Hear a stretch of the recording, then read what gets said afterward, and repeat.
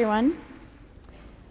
As a graduate student at Stanford University and also now a psychologist and research scientist, I've been continuously amazed by the beauty of the campus, the sun that bathes the campus every day, and the amazing scholars that surround us. However, I've also been dismayed by another fact. I often see that the students are miserable. They're anxious.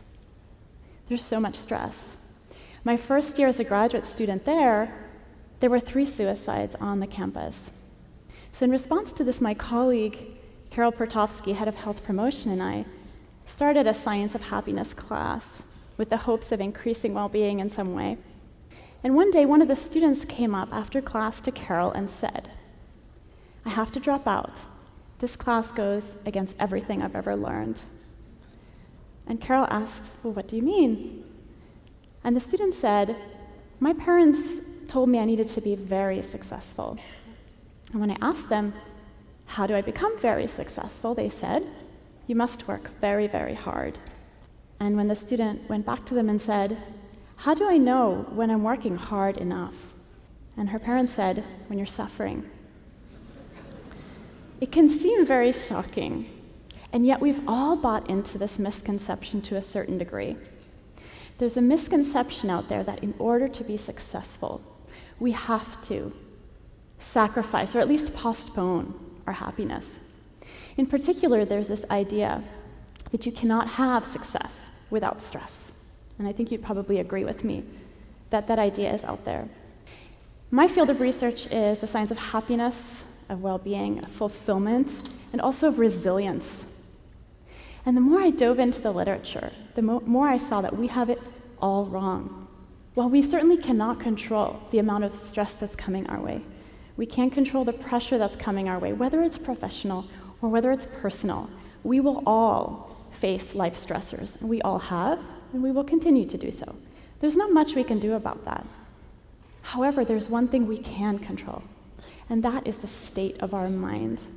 I've worked with arguably the most stressed individuals in our society, veterans coming back from Iraq and Afghanistan with trauma.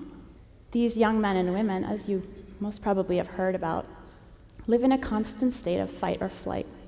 It's as if that stress response hasn't been turned off. As a consequence, they cannot sleep. They have nightmares if they actually do manage to get a wink. During the day, they have flashbacks. They could be in their car driving on the highway and have a flashback of being back in combat.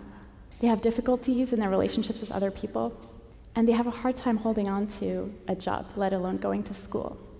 One thing that we're seeing in the literature is that therapy and the pharmaceutical interventions that are being offered to them in many cases do not work, and in many cases are not acceptable to the veterans who don't like the side effects or who don't like the treatments. So what we wanted to do was do something completely new, and that's how we fit into this TEDx theme of what's new. And yet it's also very ancient. And in fact, it's something you're doing right now. Breathing. Breathing is the only autonomic function that you actually have a say over. It's harder to control, for example, your heart rate. But your breathing is something you can control at your own volition, if you like. When you inhale, your heart rate increases. And when you exhale, it decreases. When you inhale, you feel energized. And when you exhale, you relax. If you deepen your breath, if you slow your breath, and in particular, if you lengthen your exhales, your heart rate decreases, your blood pressure decreases, and you're tapping into your parasympathetic nervous system, the opposite of fight or flight, the rest and digest nervous system, calming your whole system. Another really interesting fact about the breath is how closely linked it is with our emotions. So you've probably noticed, on days you feel very anxious, your breath might be very short and shallow. The same happens when you're very angry. And if you look at someone who's very happy, like little kids running in the sprinkler, you can just see how deeply they're breathing. You can practically see their abdomen moving. Other examples are sobbing, laughing. Those are some very obvious ways in which our breath is linked in to our emotions. A psychologist named Pierre Philippot ran a very interesting study to look at this phenomenon. He invited participants into the lab, and he asked them to evoke certain emotions within themselves emotions like happiness, sadness, and so forth. And he looked at how deeply they breathed. He looked at the length of their breath to determine whether there was a certain pattern of breathing that corresponded to the emotion. Lo and behold, he found that there was a very unique footprint to each one of the emotions in terms of breathing pattern. The more interesting part of the study, however, was the second part, in which he invited completely different people into the lab. And he only gave them the instruction to do the breathing that corresponded to the emotion. So the breathing patterns he had noticed in the first part of the study, he instructed the participants to do. And after that, he asked them, how do you feel? You can probably imagine what he found. He found that they started to feel the emotions that corresponded to the breathing pattern. This is actually revolutionary. We've all had intense emotions, and we all know how very challenging it is to talk ourselves out of those emotions. You can say, relax, relax, or don't be so mad, calm down. It's very challenging when the emotion is intense. It's even worse when someone else comes up to you and they think they're being helpful by telling you to calm down.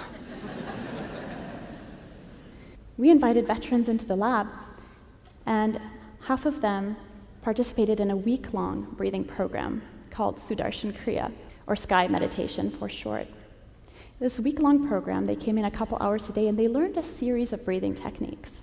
And by the end of that week, their anxiety levels had dropped to subclinical levels. They were able to sleep again. After the week was over, we wanted to see, well, how long does this effect last? So we again tested them a month later, and we found that the benefits had lasted. They were still sleeping. They were still feeling better. And again, we tested them 1 year later, and the benefits also had lasted, suggesting permanent improvement. In fact, there's a documentary film that was made about the study called Free the Mind, where you can follow the lives of 2 of the veterans and the transformations that happened in their lives. One of them said, "Thank you for giving me my life back." He's now gone on to become an instructor and is teaching other veterans. The fact that we can use the breath to impact the state of our mind means we have a tool at all times, no matter what we're facing. To calm ourselves down, we just need to tap into it. Some of you may have stressful commutes. You may not like being in the car. It kind of raises that anxiety or sometimes anger for people. Jake was on probably one of the most stressful commutes that you can ever imagine. He was the Marine Corps officer in charge of the last vehicle on a convoy in Afghanistan. All the other cars had passed safely ahead of him, yet his vehicle, unfortunately, drove over an IED, an improvised explosive device. There was a very large bang.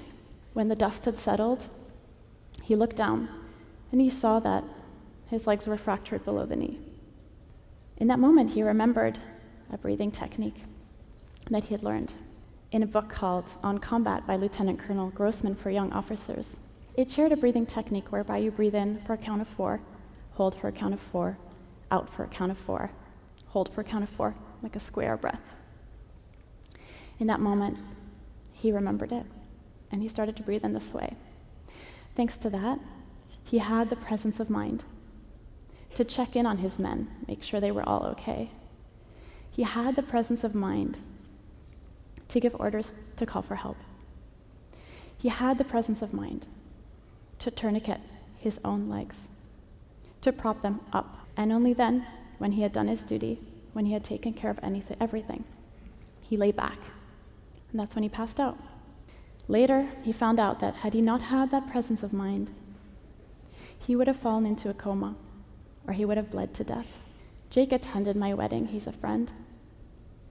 He's wearing prosthetics, and it hurts him a lot to stand. And yet, at my wedding, I saw him dance. If Jake can have the presence of mind thanks to the breath, so can we. It's one of the greatest secrets out there, and I really hope you take it home with you, because I really think it's an idea worth sharing. Thank you.